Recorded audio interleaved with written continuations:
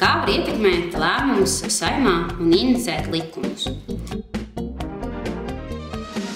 Viens veids ir kļūt par kādas politiskas partijas biedru un caur konkrēto partiju virzīt savas idejas un priekšlikumus valsts attīstībai. Politiskos lēmumus var ietekmēt arī savādāk, saskaņā ar Latvijas Republikas Satversmi un Saeimas kārtības rulli. Visefektīvākais veids politisko lēmumu ietekmēšanai ir piedāvāt priekšlikumus Saeimas komisijām.